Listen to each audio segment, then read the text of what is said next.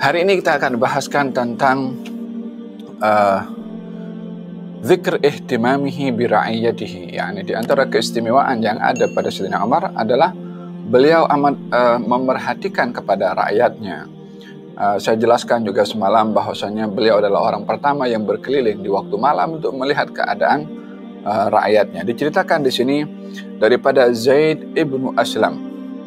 Zaid ibnu Aslam meriwayatkan daripada ayahnya tentang kebiasaan Sayyidina Umar yang keluar untuk mengetahui keadaan rakyatnya dan berjumpa dengan seorang wanita yang dalam keadaan kesusahan dan juga kelaparan dan juga risau akan keselamatan anaknya yang masih kecil.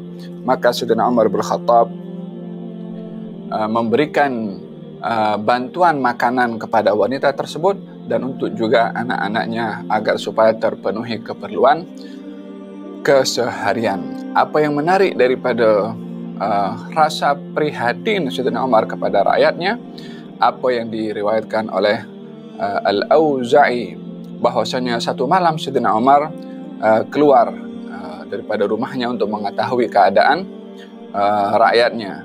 Lalu kemudian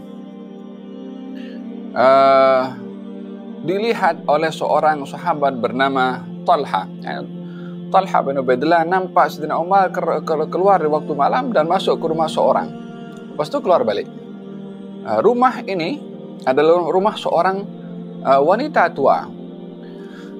Malam datang kemudian keluar. Talha curiga apa dibuat oleh Amirul Mukminin Umar dengan senyap-senyap di waktu malam datang ke rumah orang tua itu. Didapati keesokan harinya Talha datang sendiri ke rumah orang wanita itu. Didapati seorang wanita sudah tua, buta, tak boleh mengurus dirinya sendiri.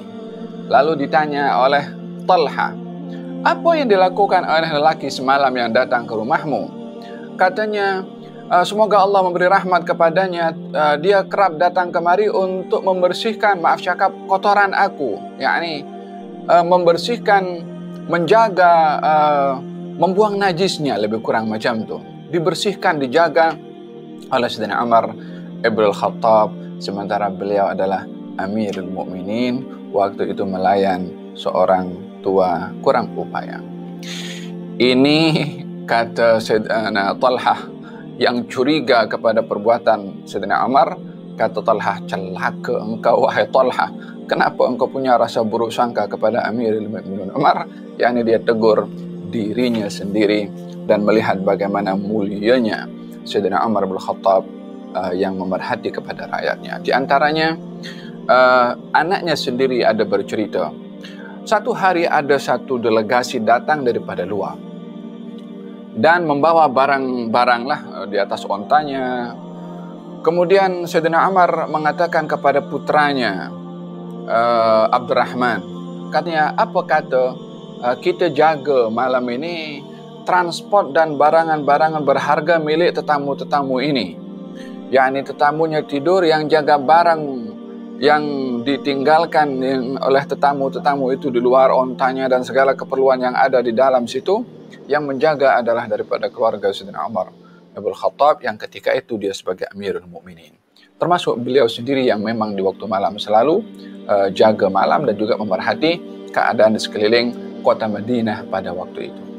Kata Sayyidina Abdullah bin Umar, malam tu saat dia menjaga, maka penjagaan itu diisi dengan qiyamul lail, yakni salat. Dalam keadaan Sayyidina Umar salat, terdengar suara tangisan bayi. Selesai daripada dua rakaat yang pertama, dia datangi rumah itu. Wahai hamba Allah, engkau hendaklah jaga anakmu yang menangis tu, jangan biarkan dia menangis. Maksudnya jangan dibiarkan dia kelaparan sampai dia menangis. Bagi makan, bagi susu supaya diam. Maka ditenangkan sesaat, diam, kembali lagi, solat balik. Tengah-tengah solat terdengar suara tangisan lagi. Datang balik setelah solat, ditegur balik, diam lagi. Sampai tengah malam pun juga didapati bayi itu masih menangis. Maka Sayyidina Umar yang berbicara, ini berbicara daripada luar rumah ya, Yang di dalam rumah tak tahu kalau yang berbicara Sayyidina Umar. Kata Sayyidina Umar, "Hai hamba Allah, engkau tak sayang ke, tak ada belas kasihan ke kepada anak ini sehingga kau biarkan menangis sepanjang malam?" Dijawab oleh ibu anak itu dengan mengatakan, "Ya, saya ini sedang berusaha agar supaya anak saya berhenti daripada menyusu." Kata Sayyidina Umar, "Kenapa kamu paksa anakmu berhenti daripada menyusu?" "Ya, sebab Amirul Mukminin Umar beri peruntukan kepada keluarga yang anaknya sudah selesai daripada menyusu." Yani anak yang sudah selesai menyusu perlu makanan daripada luar. Kalau makanan daripada luar perlu ada duit. Sementara anak kalau menyusu cukup keperluan makanan si anak dengan susu ibu. Sementara ibu itu perlu kepada duit.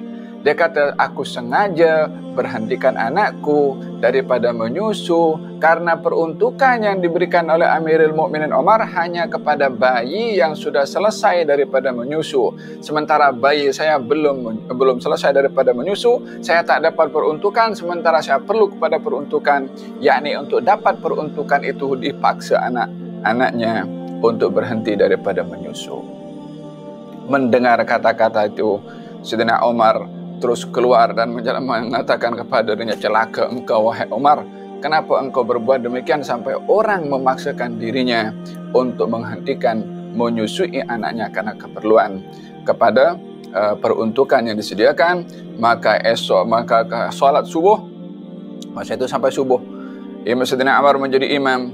Kata makmum mengatakan, Sayyidina Umar bacaan kali ini lain daripada kebiasaannya. Dibaca sambil menangis berkali-kali sehingga hampir makmum tak boleh nak clear nak dengar bacaan Sayyidina Umar.